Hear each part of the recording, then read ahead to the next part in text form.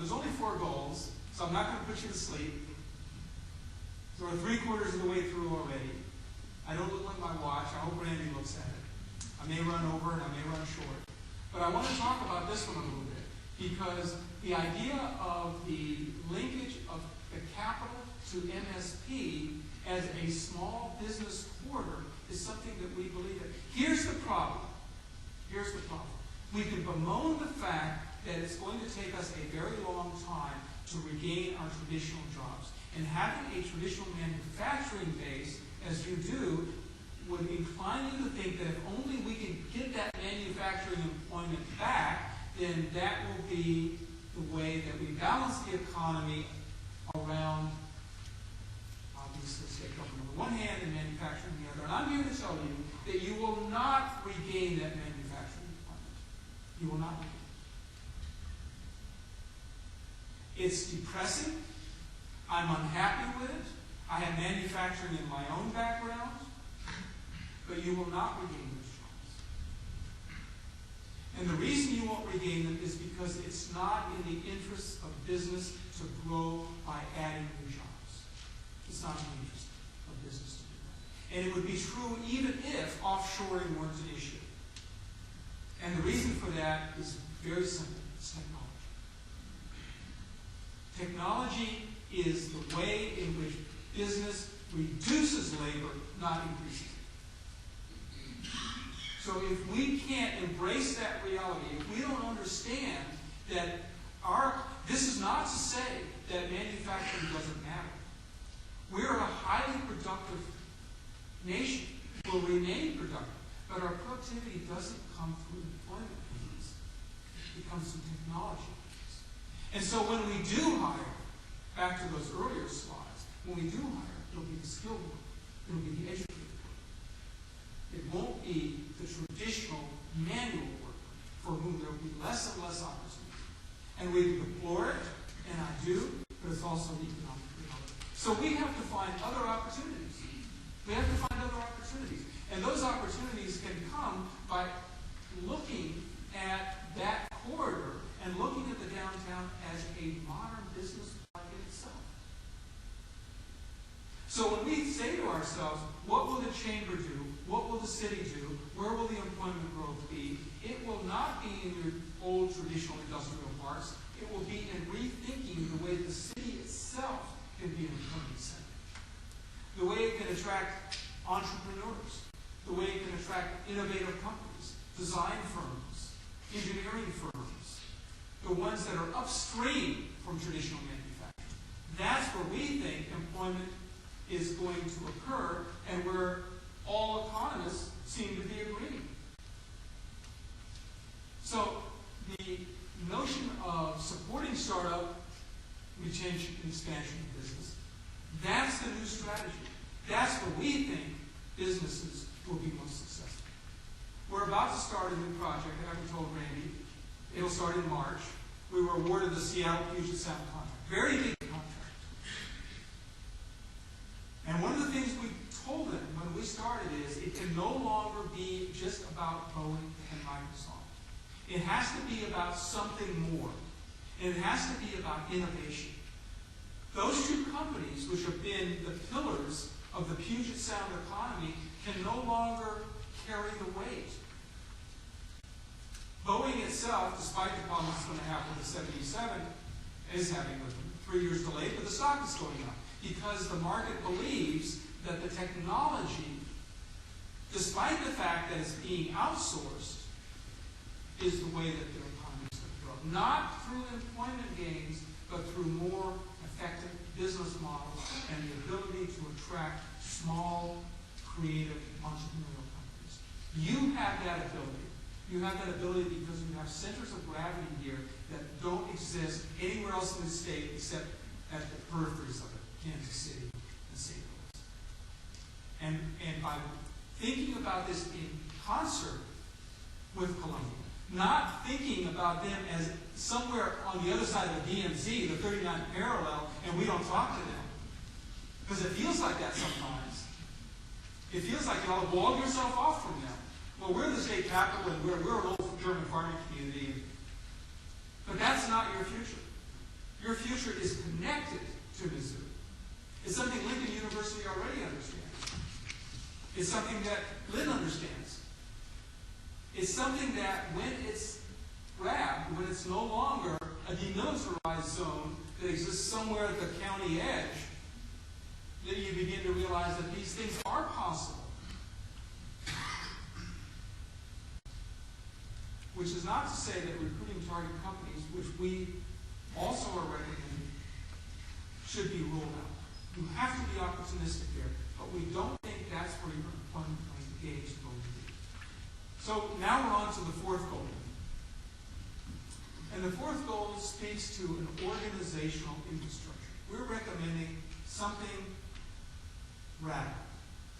We're recommending that there be a new development corporation created for Jefferson City. Now, obviously, we wouldn't do this. This can't be a surprise. This has to be a shared vision, and it is a shared vision. But we're saying that the existing organizational structure for economic development is not adequate to this plan.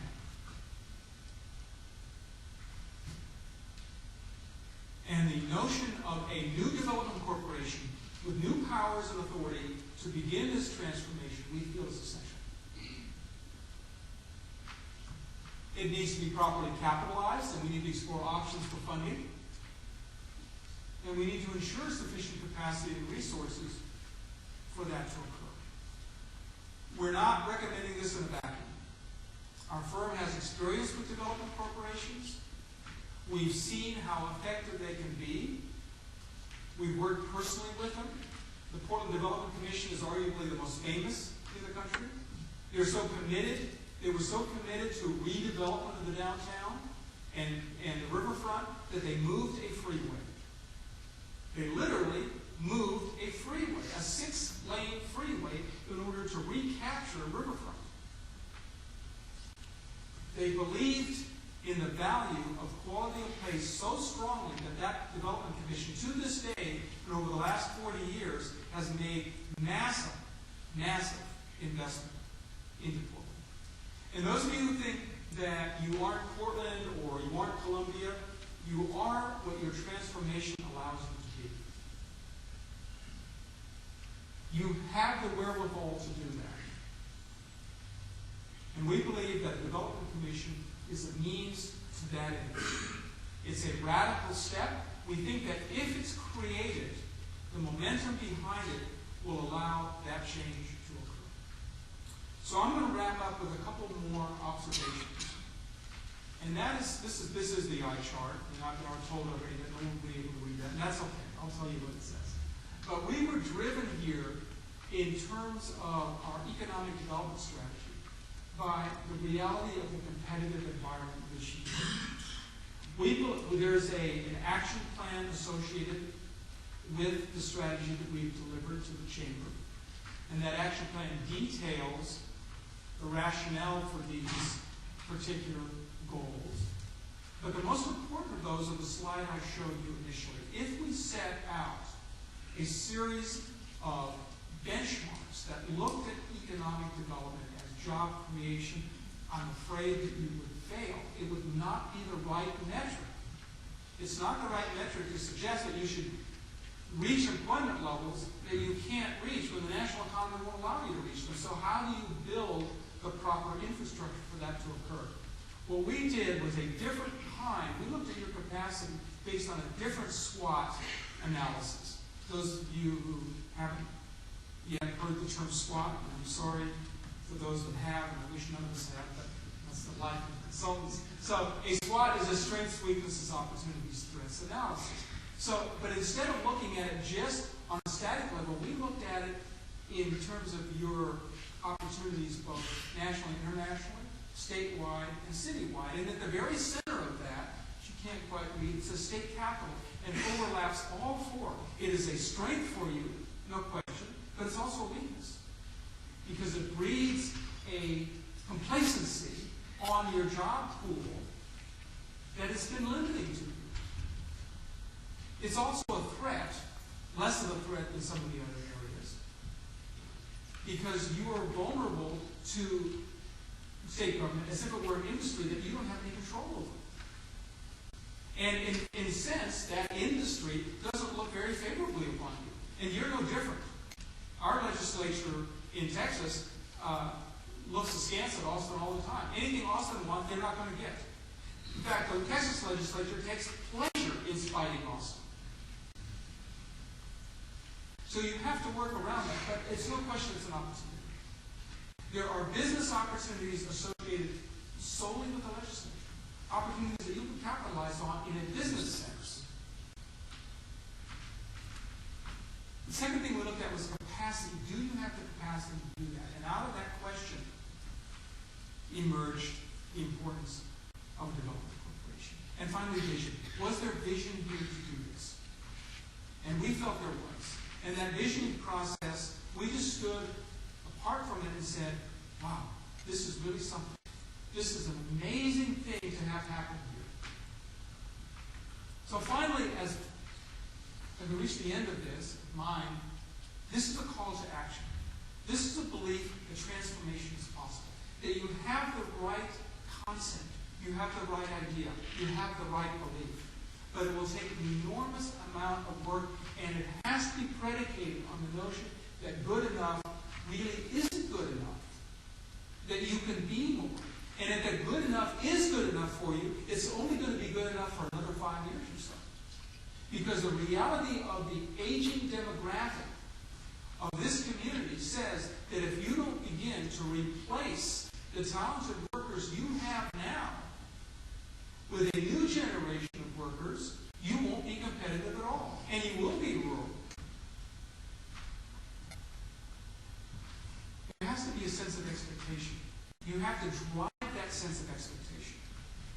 There has to be energy and enthusiasm around that. And that energy and enthusiasm can't be with the existing membership of the church. It has to reach out to a broader group. And we interviewed some of those. There are young professionals here that have felt disenfranchised from you. They've not felt like they were part of this community. There's a whole team working on health information management software, 60, 70 people, and most of you didn't even know they were here in the community. The ability to reach out, find them, and make them part of your vision is absolutely essential. This is the right time. There is no better opportunity than during a recession to begin this turnaround. Why? Because prices are never going to be lower. Real estate's never going to be easier to acquire. It's never going to be easier to put a development commission into place. I know there's a Tea Party move in this country.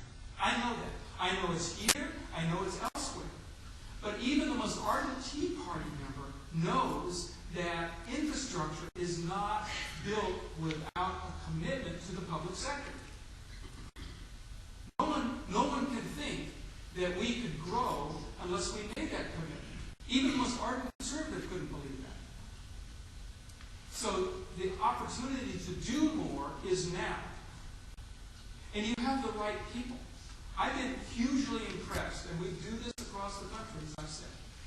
I have sensed an upswell of individual enthusiasm for this that I didn't think was going to be there. I thought this was going to be not cookie cutter, but I thought it was going to be pretty straightforward. Give us your target industries, tell us where to put them, end of story.